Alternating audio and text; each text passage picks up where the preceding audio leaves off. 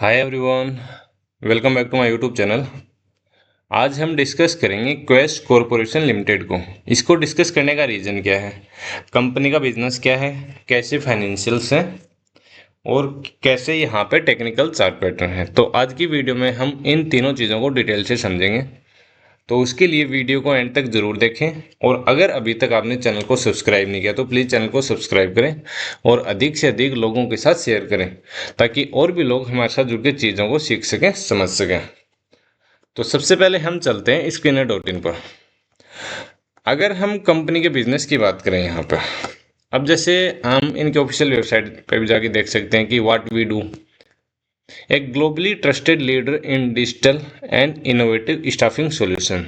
अब इसका मतलब है क्या, पूरा यहाँ पे डिटेल से दे रखा है, लेकिन हम इसको इन शॉर्ट यहाँ पे समझते हैं। अब मान लो कोई बड़ी कंपनी है जैसे अमेजॉन, सैमसंग या कोई बड़ा बैंक है जैसे जेपी मॉर्गन बैंक है या और भी कोई एचडीएफसी बैंक है, आईसीआईसीआई बैंक है, एक्सिस बैंक वगैरह हैं, जो बड़े संस्थान होते हैं, बड़े इंस्टीट्यूट होते हैं। इनको ये मानो कि देश भर में जैसे 5,000 डिलीवरी बॉय या फिर 1,500 का स्टाफ चाहिए, जैसे आईटी एक्सपर्ट्स। तो ये खुद इन बंदों की हायरिंग ना करके और उनकी सैलरी पीएफ का जो झंझट होता है वो अपने खुद नहीं लेना चाहते, तो इस चीज़ का काम ये देते हैं क्वेस्ट कॉरपोरेशन लिमिटेड जैसी कंपनियों को, जो इनके लिए बंदों को हायर करती है। उनको, इन लोगों को जॉब दिलाना, इनका मैनेजमेंट वगैरह, इनकी जो सारी जिम्मेदारी होती है ये संभालती है क्वेस्ट कॉरपोरेशन लिमिटेड। और सेम चीज यहाँ पे यही दे रखा है, यहाँ पे अबाउट सेक्शन में, Quest Corporation Limited is India's leading business services provider leveraging its extensive domain knowledge and future ready digital platforms to drive client productivity through outsource solutions. अब इनकी रेवेन्यू आती कहाँ से है? अब ये मानो कि जैसे माइक्रोसॉफ्ट कंपनी है, उसको आईटी एक्सपर्ट्स चाहिए वहां पे, तो वो काम देगी कहाँ पे? क्वेस्ट कॉरपोरेशन को।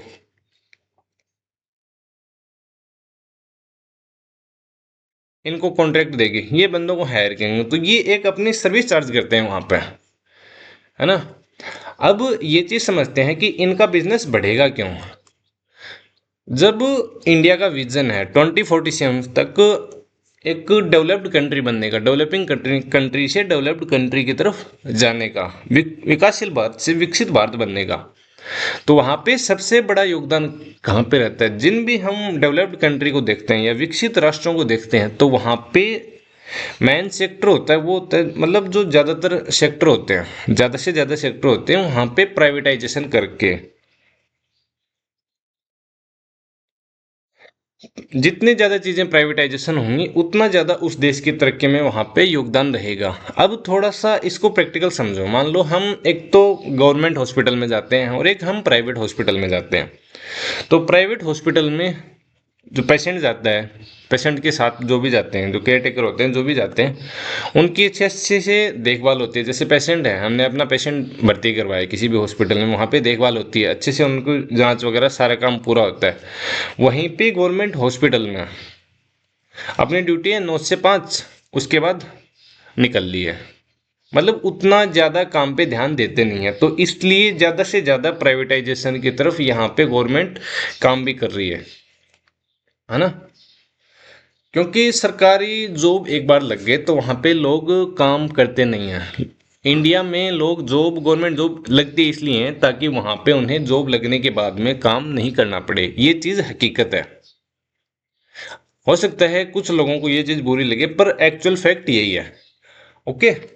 तो जैसे जैसे प्राइवेटाइजेशन बढ़ेगा, वहाँ पे जो बंदों की डिमांड होगी, जो काम करने वाले हैं, जैसे आईटी एक्सपर्ट्स हैं, जो डिलीवरी बॉय वगैरह हैं, और भी जो भी अलग अलग सेक्टर से जो भी रिलेटेड हैं कर्मचारियों की, वहाँ पे डिमांड बढ़ेगी, तो उनको प्रोवाइड करवाने का काम करती है क्वेस्ट कॉरपोरेशन लिमिटेड। तो ये हो गया बिजनेस के बारे में। ओके। अब हम चलते हैं कंपनी के फाइनेंशियल पे। मार्केट कैप कितनी है? 3,752 करोड़, स्टॉक भी 16.3, ROC 23%, डेप्ट to equity 0.11, return on equity 20.4%, promoter holding 56.8%। और यहाँ पे लगभग 4% के आसपास ये अच्छा खासा डिविडेंड भी देते हैं। प्लेज प्लेज परसेंट यहाँ पे 0 है। अब पी रेशियो की बात करें, यहाँ पे 5 साल, 3 साल और 1 साल, यहाँ पे जो पी रेशियो है वो मीडियन पी के आसपास 1 साल के टाइम फ्रेम पे थोड़ा ऊपर चल रहा है, यहाँ पे मीडियन पी से, लेकिन 3 साल और 5 साल के टाइम पीरियड पे देखें तो ये मीडियन पी से नीचे चल रहा है ना। अब अगर हम मार्च 2025 से मार्च 2026 के कंपेयर करें, सेल्स 3656 करोड़ से बढ़ के कितने हो गए हैं, 3892 करोड़। ऑपरेटिंग प्रॉफिट 67 करोड़ से बढ़ के कितना हो गया है, 86 करोड़। अब ये नंबर यहाँ पे नहीं देखेंगे, प्रॉफिट बिफोर टैक्स क्यों नहीं देखेंगे, क्योंकि यहाँ पे एक इनका वन टाइम लॉस आया था मार्च 2025 में, कितने का, 147 का, ये था अदर इनकम में। अब अदर इनकम में क्या है वो यहाँ पे जाके देख सकते हैं, हम इतना डीप डाउन नहीं जाएंगे, क्योंकि जैसे हम समझते हैं कि इसका रीजन क्या था। एक तो इनके जो अलग अलग इन्होंने एक डीमर्जर किया था शायद, उस वजह से भी इनका आया था, है ना। और बाकी आप अगर डिटेल में जाके देखना चाहें यहाँ पे, तो रो पीडीएफ का जो साइन है यहाँ पे जाके हम देख सकते हैं। अगर हम प्रॉफिट लॉस स्टेटमेंट में जाके देखें तो सेल्स है, तो मार्च 2016 में इनकी सेल्स थी 3435 करोड़ की, वो बढ़ के कितनी होगी, 15305। ऑपरेटिंग प्रॉफिट की बात करें, मार्च 2016 में ऑपरेटिंग प्रॉफिट कितना था, 151 करोड़, ये हाईएस्ट एवर कितना था मार्च 2024 में 700 करोड़, और ये मार्च 2025 में कम आ गया था 263 करोड़, और उसके बाद ये मार्च 2026 में कितना आ गया, 312 करोड़ का यहाँ पे। हालांकि यहाँ पे मार्च 2024 में हाईएस्ट एवर था और उसके बाद ये डाउन हुआ, लेकिन अभी ये फिर से दोबारा से संभला है, और इन चीज़ों का सीधा सीधा असर यहाँ पे ऑपरेटिंग प्रॉफिट मार्जिन पे भी देखने को मिला है। रिटर्न ऑन इक्विटी की बात करें तो 3 साल का 12% है और लास्ट ईयर 20% है।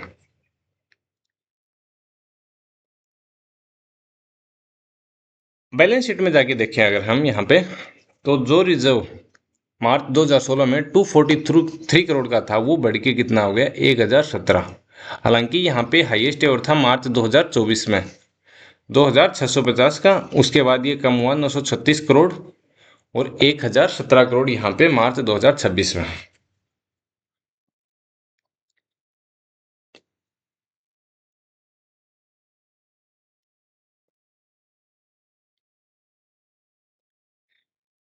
एक चीज जो मुझे यहाँ पे बहुत ही बेहतरीन लगी, वो क्या है, वो है यहाँ पे कैश फ्लो। कैश फ्लो में देखें तो मार्च 2017 से कैश फ्रॉम ऑपरेटिंग एक्टिविटी एक भी साल इनका माइनस में नहीं गया है। दूसरी चीज जो बहुत ही शानदार है जो कैश फ्लो में, वो क्या है, फ्री कैश फ्लो। जो मार्च 2017 में 30 करोड़ था, वो लगातार यहाँ पे इनका फ्री कैश फ्लो लगातार बढ़ रहा है। मतलब कंपनी एकमात्र बुक्स में प्रॉफिट नहीं दिखा रही, बल्कि एक्चुअल में जो जेब है, पॉकेट्स हैं, उनमें कंपनी के पैसा आ रहा है। यहाँ पे फ्री कैश फ्लो हमेशा ये चीज दिखाता है। अगर रेशियोज में जाके देखें हम, जो डेप्टर डेज है, मतलब इनका पैसा कितने दिन तक फंसता है यहाँ पे, ये जो किसी टाइम पर 61 डेज था मार्च 2021 में, अभी ये मार्च 2015 से लेकर अब तक एकदम लो लेवल पे है, 19 डेज, 19 दिन। और कैश कन्वर्जन साइकिल की भी बात करें यहाँ पे, जो मार्च 2015 से लेकर अब तक का एकदम लोएस्ट है यहाँ पे 19 दिन। मतलब जो पैसा ये लगाते हैं वो इनका 19 दिन में लगा दोबारा से यहाँ पे इनका कैश में कन्वर्ट हो रहा है यहाँ पे। फिर आरओसी की बात करें यहाँ पे, मार्च 2015 में इनका 35% था, मार्च 2016 में 24% था, और अभी कितना है, 23%। अब जैसे 1 मिनट यहाँ पे मैंने सर्च किया था यहाँ पे,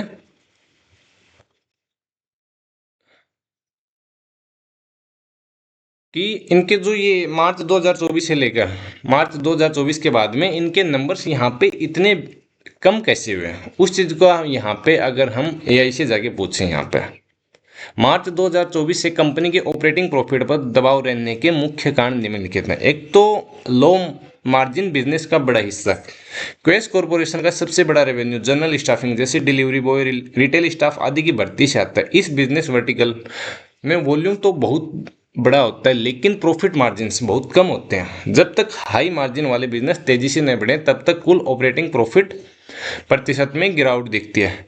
फिर 2024 के दौरान आईटी सेक्टर में एक वैश्विक कारणों से भारी मंदी हुई थी, है ना। उसमें जैसे एआई का भी एक रीजन था, तो उस वजह से यहाँ पे भी इनके प्रॉफिट मार्जिन्स वगैरह वहाँ पे कम हुए थे। फिर जैसे कुछ प्रोजेक्ट्स का बंद होना, हेड काउंट्स लॉस, कंपनी ने अपने पोर्टफोलियो को रिस्ट्रक्चर करने के लिए कई ऐसे पुराने प्रोजेक्ट्स और सरकारी कॉन्ट्रैक्ट्स को बंद किया जो उनके लिए फायदेमंद नहीं थे। उदाहरण के लिए कंपनी ने कुछ प्रोजेक्ट्स बंद किए जिससे उनके कुल हेड काउंट्स में से लगभग 7,000 कर्मचारियों की कमी हुई। इन बंद हुए प्रोजेक्ट्स के कारण शुरुआती दौर में रेवेन्यू और ऑपरेटिंग प्रॉफिट पर शॉर्ट टर्म डेंट पड़ा। फिर डीमर्जर और पुनर्गठन के खर्च। क्वेस कॉरपोरेशन ने अपने बिजनेस को 3 अलग अलग कंपनियों में बांटने का फैसला किया है। इस बड़ी प्रक्रिया के कारण कंपनी के एडमिनिस्ट्रेटिव, लीगल और वन टाइम कंसल्टिंग खर्च बढ़ गए हैं, जिसका असर कंपनी के कोर ऑपरेटिंग प्रॉफिट पर देखने को मिला है। अब अगर हम मौजूदा स्थिति की बात करें तो अच्छी बात यह है कि इन समस्याओं के बाद कंपनी ने अपनी रणनीति बदली है। कंपनी अब मिडल ईस्ट यानी यूएई जैसे विदेशी बाजारों और हाई मार्जिन वाले GCC global capability centres hiring पर फोकस बढ़ा रही है, जिससे हाल की तिमाहियों में उनके ऑपरेटिंग प्रॉफिट और मार्जिन यानी एबिटा मार्जिन में दोबारा सुधार और रिकवरी दर्ज की गई है ना। तो इस वजह से इनके जो नंबर्स यहाँ पे जैसे हमने देखे थे, रिजर्व्स भी यहाँ पे जैसे घटे थे, जैसे डीमर्जर वगैरह करना, हायरिंग वगैरह जो प्रेशर में चले थे, है ना, एआई की वजह से आईटी सेक्टर में जो ये बंदे हायर करते हैं, हायर करने का काम करते हैं, उस वजह से यहाँ पे इनके बिजनेस पे यहाँ पे सीधा सीधा असर देखने को मिला था। अब यहाँ पे अगर हम शेयर होल्डिंग पैटर्न की बात करें तो प्रमोटर के पास कितना है 56.83, F I S 8.31, D I 12.40% और पब्लिक के पास कितना है 22.44%। अब एक नाम यहाँ पे देखने को मिलेगा, आशीष धवन, जो कि एक एचएनआई है ना।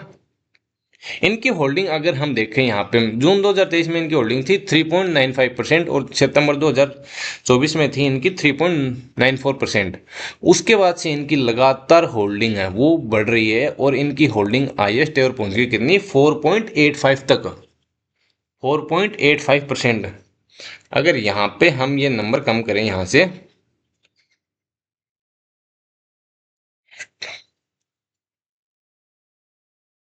22.44 माइनस 4.85%, तो यहाँ पे आती है पब्लिक होल्डिंग आती है 17.59% यहाँ पे।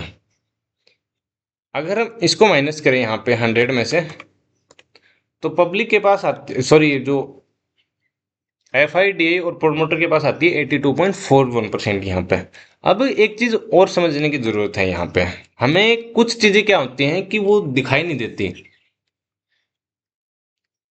अब यहाँ पे होल्डिंग्स कौन सी दिखाई जाती हैं, होल्डिंग्स वहां यहाँ पे वही दिखाई जाती हैं, दिखती हैं जो 1% से ऊपर की होल्डिंग होती हैं। अब कुछ लोग जो बड़े लोग हैं, जो एचएनआई, जो smart smart in the sense कि जो मतलब अपनी होल्डिंग पब्लिकली शो नहीं करना चाहते, दिखाना नहीं चाहते, तो जिनकी होल्डिंग्स यहाँ पे 1% से नीचे है, ऐसे भी काफी एचएनआई यहाँ पे होंगे, है ना।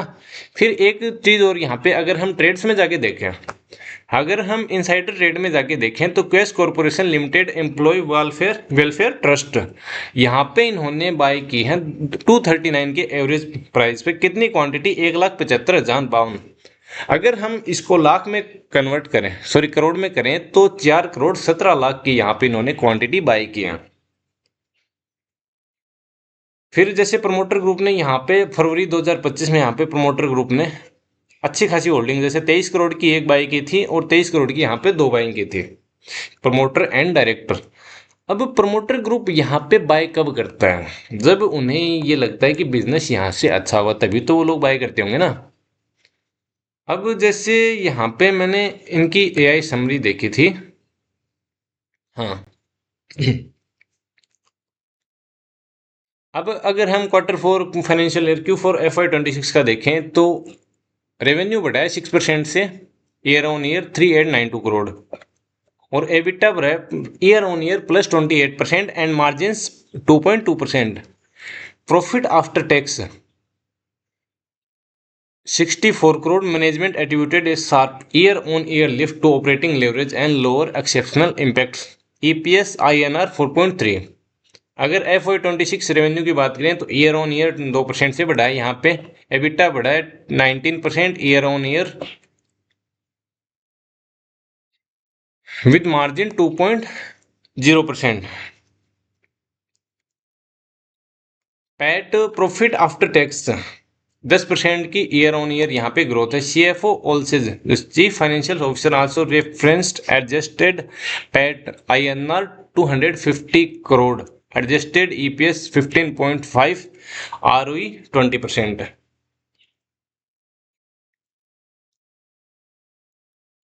Management highlighted a clear shift towards higher margin, more sustainable segments, stating that high margin business now contributes almost 50% of total profitability, primarily professional staffing plus overseas, which is beginning to reflect in our margin trajectory।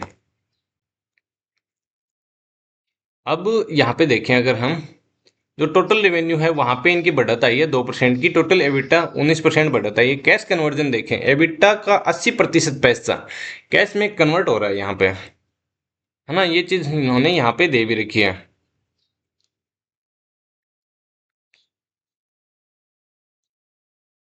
जो दिक्कत है कि company का business और working capital management दोनों मजबूत हैं। Sorry, जो दिखाता है कि, है ना, कंपनी पर कोई ग्रोस डेप्ट नहीं है और उनके पास 271 करोड़ का नेट कैश बचा हुआ है।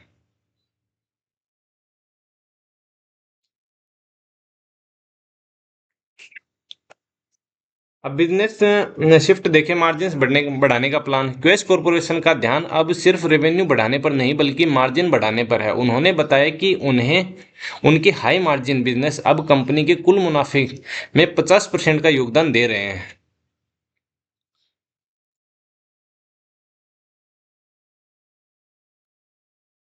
पहले ये 1.6% से बढ़ के 1.8% हुआ करता था, अब पूरे साल का एवरेज 2% हो गया है और Q4 में ये 2.2% तक पहुंच गया है। आगे का टारगेट क्या है? मैनेजमेंट का मानना है कि अगले 3 सालों में वो इस मार्जिन को 2.4% तक ले जाएंगे। तो ये चीज हमने यहाँ पे नंबर्स में भी देखी थी कि जब यहाँ पे इनके जो ओपीएम ऑपरेटिंग प्रॉफिट मार्जिन थे, यहाँ पे कहाँ पे गया है वो नंबर, हाँ,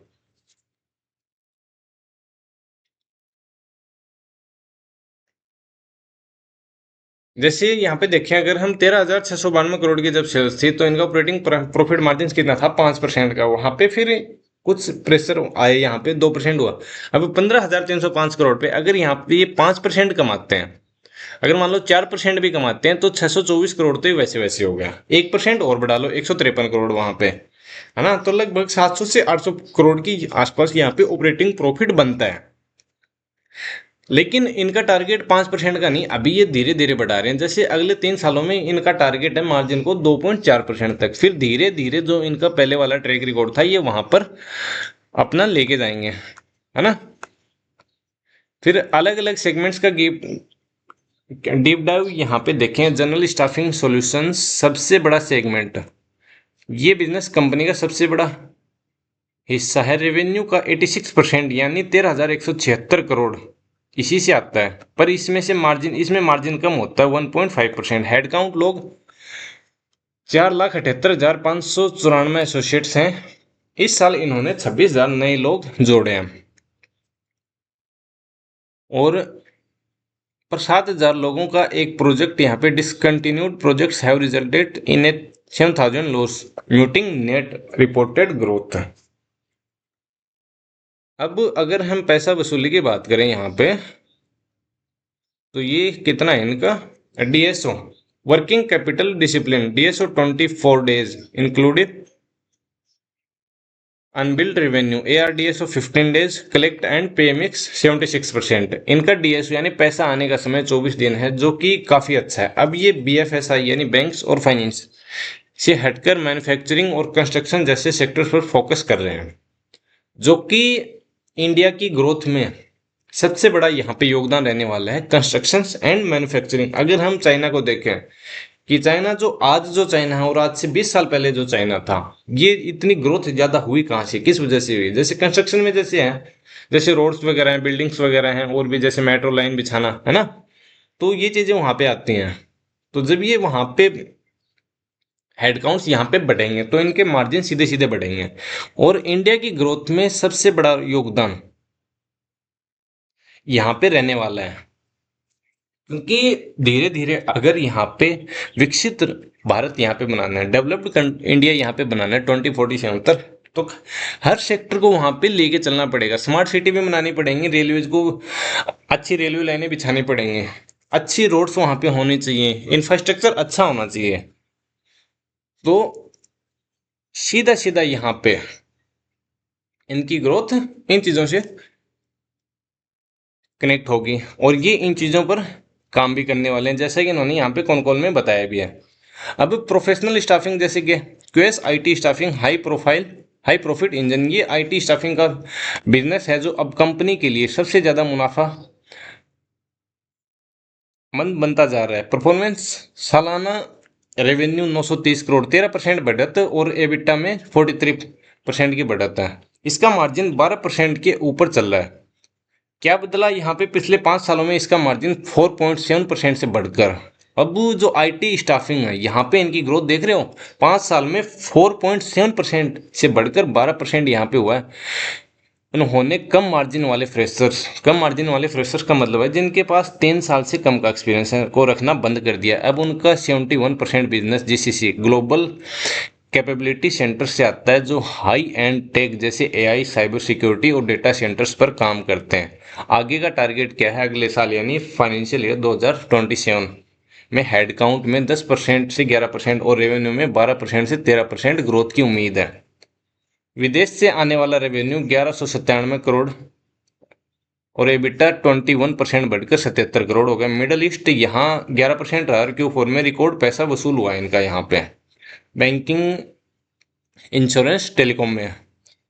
फिर बाकी देश जैसे सिंगापुर, मलेशिया में यहाँ पे 83% की ग्रोथ रही है, और फिलीपींस में 49% ग्रोथ रही है, जो काफी तेजी से यहाँ पे इनका बढ़ रहा है। लेबर कोड्स नए कानून की वजह से Q3 में थोड़ा अकाउंटिंग बदलाव हुआ था। क्लाइंट्स इसको कैसे अपनाएंगे, इसकी पूरी क्लैरिटी Q2 FY27 तक आने की उम्मीद है। टैक्स रेट अगले 3 सालों के लिए कंपनी का इफेक्टिव टैक्स रेट ईटीआर काफी कम है, यानी 7% से 10% के बीच रहने का अनुमान है। एआई और डिजिटल स्ट्रेटजी, अगले 3 साल में कंपनी एक ब्लू कॉलर मार्केट प्लेस, मजदूरों वर्कर्स के लिए प्लेटफॉर्म और एआई ड्राइवन रिक्रूटमेंट सॉफ्टवेयर बनाने पर पैसा इन्वेस्ट कर रही है। तो कंपनी कैसा काम कर रही है, कैसे यहाँ पे ये ग्रो करने वाले हैं, अगर यहाँ पे हम इसको नहीं समझ पाते हैं कौन कौन को, जैसे इंग्लिश में यहाँ पे है ना, फिर जैसे और थोड़ा इजी समझना, कुछ जैसे इंग्लिश में क्या है कि कुछ टेक्निकल वर्ड्स वगैरह वो होते हैं, वो इतनी आसानी से समझ में नहीं आते, तो इसको क्या है कि पूरा कॉपी करो, एआई में डालो, वहां पे उसको बोलो कि मेरे को हिंदी में आसान शब्दों में समझाओ, तो वो ऐसे हमें समझ सकते हैं। ओके, तो यहाँ पे हमने ये देखा इनका जो कॉन्कोल्स पढ़ा है यहाँ पे, इनमें ये ग्रोथ कैसे करने वाले हैं, इस चीज को यहाँ पे इन्होंने दिखाया भी है। फिर जैसे हमने फाइनेंशियल्स भी देख ली, अब हम यहाँ पे चलते हैं टेक्निकल चार्ट पैटर्न पे। तो ये कंपनी लिस्ट हुई थी लगभग 2016 के आस अगस्त 2016 में, जुलाई 2016 सॉरी, उसके बाद इसने ऑल टाइम हाई बनाया था, और वहां से ये डाउन कितनी गई थी, 87%। जब लो से इसने रिकवरी की थी तो ये 504% इसने रिकवरी दी थी। फिर वहां से इसने दोबारा डाउन आई है 65%, वहां से इसने रिकवरी कितनी दी थी, 158% की। अब कुछ चीज दिखाता हूं यहाँ पे, जैसे इस चीज को तो हम छोड़ देते हैं, है ना। टेक्निकल चार्ट पैटर्न में भी यहाँ पे काफी अच्छी चीजें हैं। अगर वॉल्यूम देखें हम यहाँ पे कितना, 5 जून 2026 का 20.81 मिलियन, है ना। और थोड़ा सा अगर यहाँ पे हम ट्रेड्स में जाके देखें, जून 2026 4 करोड़ 17 लाख के यहाँ पे बाई किया है किसी ने, इनसाइडर ट्रेड हुई है। और ये इनसाइडर ट्रेड यहाँ पे जून 2026 है ना यहाँ पे, और उस दिन स्टॉक प्राइस कितना ऊपर गया था ना, 9.61%। इससे पहले एक हैवी वॉल्यूम आया था 5 मई 2026 को, 21.95 मिलियन। अब इसका क्या है, जैसे यहाँ पे ट्रेड में जाके देखें, एक बल्क डील हुई थी शायद यहाँ पे, हाँ इसमें है, अमई एनके सिक्योरिटी रिसर्च प्राइवेट लिमिटेड, उस वजह से यहाँ पे शेयर्स का यहाँ पे आदान प्रदान हुआ था, एक हाथ से दूसरे हाथ में ट्रांसफर। मेरा कहने का मतलब ये है कि यहाँ पे अच्छी खासी वॉल्यूम में स्टॉक ट्रेड हो रहा है यहाँ पे। 2 अप्रैल 2025 को 10.75 मिलियन यानी 1 करोड़ के आसपास, 2 करोड़ शेयर यहाँ पे 17 दिसंबर 2024 को। अब 4-5 मिलियन शेयर तो यहाँ पे 4-5 मिलियन का जो यहाँ पे वॉल्यूम है, ये तो काफी बार यहाँ पे आ चुका है इसमें। अगर हम इससे पहले भी देखें यहाँ पे, जैसे तो 2020 का काफी पहले का डाटा है यहाँ पे भी अच्छा खासा वॉल्यूम आया था, है ना। एक चीज और जो मुझे यहाँ पे बहुत ही बेहतरीन लगी वो क्या है, एक तो जैसे इसमें एक टेक्निकल चार्ट पैटर्न बन रहा था, कप विद हैंडल पैटर्न, है ना। ये कप था बड़ा सा, यहाँ पे ये देखें, और ये इसका हैंडल यहाँ पे है। अब इसमें सबसे अच्छी बात क्या है यहाँ पे, एक तो यहाँ पे इसने ब्रेकआउट दे दिया कितने तारीख को, 5 जून 2026 को। उसके बाद अगर हम थोड़ा सा और जाके देखें, जो 5 जून की जो कैंडल है, ये बॉडी के ऊपर जो विक है यहाँ पे, है ना, 5 जून से लेकर अब तक 1 2 3 4 5 6 7 8, अभी तक आज की जो कैंडल है वो क्लोजिंग हुई नहीं है, लेकिन हम अगर जब मैं वीडियो बनाऊं तो यहाँ पे ले सकते हैं 8 कैंडल हैं, वो लगातार एक वीक के अंदर उनकी क्लोजिंग आ रही है यहाँ पे, ना तो वो इससे नीचे क्लोज कर पा रही है ना इससे ऊपर। जैसे यहाँ पे ये आई थी 6 जून को, 8 जून को इससे नीचे जरूर आई थी, लेकिन क्लोजिंग इस वीक के अंदर हुई थी। फिर ये एक धीरे धीरे एक टाइट रेंज में, ये किस चीज का साइन है, ये साइन है यहाँ पे कि धीरे धीरे बड़े लोगों के द्वारा माल यहाँ पे एक्यूमुलेट किया जा रहा है। जब यहाँ से ये ब्लास्ट होगा तो ये बहुत ही ज्यादा फास्ट मूवमेंट होने की यहाँ पे संभावना है। ओके, अगर हम यहाँ पे इस टेक्निकल चार्ट पैटर्न का टारगेट निकालें तो ये हमारा टारगेट आता है कितना, यहाँ से 61 पॉइंट, तो लगभग ये आएगा हमारा 290 के आसपास, 287। अगर हम करंट के लेवल से बात करें यहाँ पर, तो ये हमारा टारगेट आता है कितना, लगभग 15.5% के आसपास। फिर जैसे इस चीज की डिमांड और ज्यादा रहने वाली, इस चीज को हमने समझा, इसकी कौन, इन कंपनी के हमने कौन कौन समझे, यहाँ पे हमने एआई की मदद से भी चीजों को समझा कि यहाँ पे फ्यूचर कैसा रहने वाला है। अगर यहाँ पे ये स्टॉक प्राइस जो लगभग सितंबर 2024 में गया था, यहाँ तक भी अगर जाता है का जो हाई था, तो यहाँ तक ये हमारा टारगेट निकल के आता है करंट प्राइस से लगभग 71% का। ओके, तो अलग अलग तरीके से हम इसमें ट्रेड कर सकते हैं। एक चीज हमेशा ध्यान में रखना, ना मेरे कहने पे आप लोग बाय करेंगे ना सेल करेंगे, यहाँ पे मेरी तरफ से किसी भी तरह की बाय या सेल रिकमेंडेशन यहाँ पे नहीं है। अब एक वॉल्यूम यहाँ पे देखें तो 17 दिसंबर 2024 को 20.53 मिलियन यहाँ पे का वॉल्यूम आया था। अब कुछ वॉल्यूम्स कैसे होते हैं, आने का रीजन क्या होता है, जैसे अगर हम यहाँ पे ट्रेड्स में जाके देखेंगे तो यहाँ पे एक फंड हाउस से दूसरे फंड हाउस में वो भी काफी सारे रीजन होते हैं, तो एवरी वॉल्यूम यहाँ पे उस चीज को हम इंडिविजुअली चेक कर सकते हैं।